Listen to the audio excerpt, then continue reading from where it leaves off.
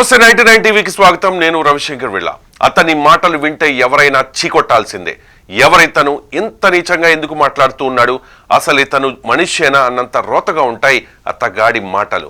జగన్ సీఎంగా ఉన్న 5 ఏళ్లు ఎగిరెగిరి పడ్డాడు, నోటికొచ్చిన అమ్మనాబూతులు తిట్టాడు. సాక్షాత్తు పవన్ కళ్యాణ్, చంద్రబాబు లాంటి వారిపైనే చెలరేగిపోయాడు. ఇంట్లో ఆడవాళ్లను, చిన్నపిల్లలపై సైతం నీచాతి నీచంగా విరుచుకుపడ్డాడు బోరుగడ్డ అనిల్ కుమార్. రాజకీయాల్లో విమర్శలు కామన్, అయితే ఆ విమర్శలు హుందాగా ఉండాలి.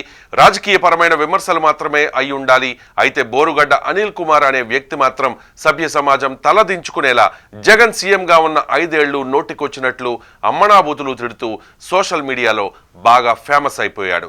నిజానికి వైసీపీలో చాలా మంది నేతలు బూతులు మాట్లాడుతూ ఫేమస్ అయిన వాళ్లే.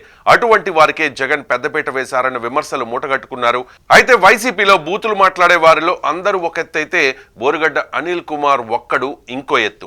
రాయలేని, పలకలేని, మాట్లాడలేని భాషలో అమ్మలను, అక్కలను, కూతుర్లను తిడుతూ చాలా ఘోరమైన పదజాలంతో పవన్ కళ్యాణ్ను, చంద్రబాబును, లోకేష్ను దూషించాడు బోరుగడ్డ అనిల్ కుమార్.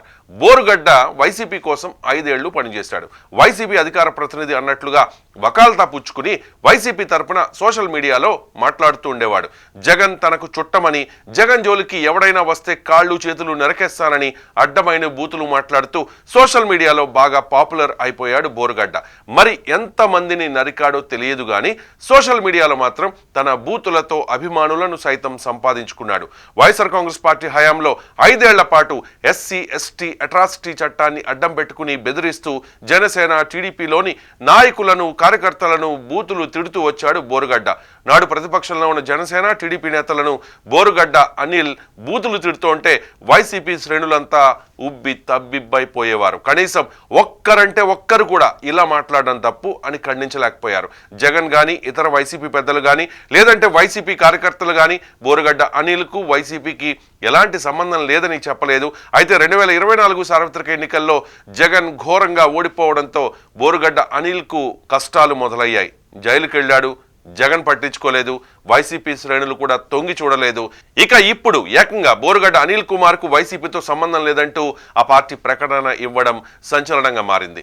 ఎవరి కోసమైతే గొంతు చించుకున్నాడో, ఎవరి కోసమైతే జైలుకు వెళ్ళాడో, ఇప్పుడు వాళ్లే తమకు బోరుగడ్డకు ఎలాంటి సంబంధం లేదని చెప్పడంతో ముఖం ఎక్కడ పెట్టుకోవాలో కూడా తెలియని పరిస్థితి బోరుగడ్డది.